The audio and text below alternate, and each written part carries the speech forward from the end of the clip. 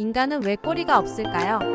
인간이 꼬리가 없는 이유는 진화 과정에서의 여러 생물학적, 환경적, 기능적 변화 때문입니다. 이 과정을 이해하기 위해 각 단계를 자세히 설명해 드릴게요. 척추동물의 초기 진화 단계에서 꼬리는 중요한 역할을 했습니다. 많은 초기 척추동물, 특히 수생동물들은 꼬리를 이용해 물속에서 움직였습니다. 꼬리는 이동성과 균형을 유지하는 데 중요한 기능을 했습니다. 수생 환경에서는 꼬리가 매우 유용했지만 육지 환경으로 이동하면서 그 기능이 점차 변화하게 되었습니다. 대부분의 포유류는 여전히 꼬리를 가지고 있으며 다양한 용도로 사용합니다. 꼬리는 균형을 잡거나 의사소통 수단으로 사용되며 포식자를 혼란시키기 위해 쓰이기도 합니다. 예를 들어 원숭이와 같은 많은 포유류는 나무를 오르거나 균형을 잡는 데 꼬리를 사용합니다. 그러나 일부 포유류는 진화 과정에서 꼬리가 점차 퇴화하거나 없어졌습니다. 인간의 초기 조상인 영장류는 꼬리를 가지고 있었습니다. 초기 영장류는 나무 위에서 생활했으며 꼬리는 나무를 타거나 균형을 잡는 데 중요한 역할을 했습니다. 그러나 시간이 지나면서 인간의 조상들은 나무에서 땅으로 이동하게 되었고 꼬리의 필요성이 줄어들게 되었습니다.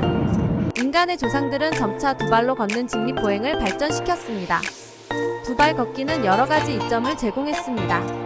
두 손을 자유롭게 사용할 수 있게 되었고 도구를 사용하거나 물건을 운반하는 데 유리했습니다.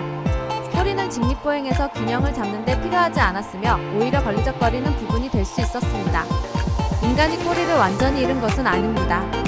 인간의 척추 끝에는 꼬리뼈라고 불리는 작은 뼈 구조가 남아 있습니다. 꼬리뼈는 과거에 꼬리가 존재했음을 보여주는 흔적입니다.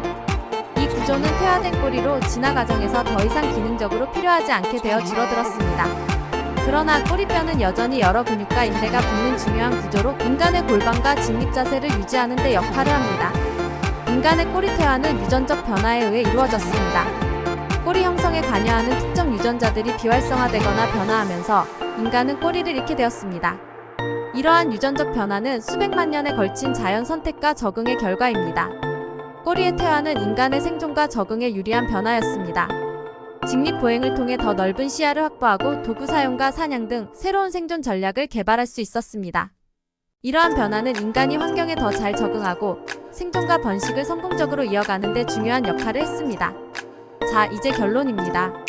인간이 꼬리가 없는 이유는 진화 과정에서 환경과 생활 방식의 변화, 직립보행의 발달, 유전적 변화 등이 결합되어 나타난 결과입니다. 꼬리는 더 이상 필요한 기능을 하지 않게 되었고 점차 퇴화하여 현재의 꼬리뼈로 남게 되었습니다.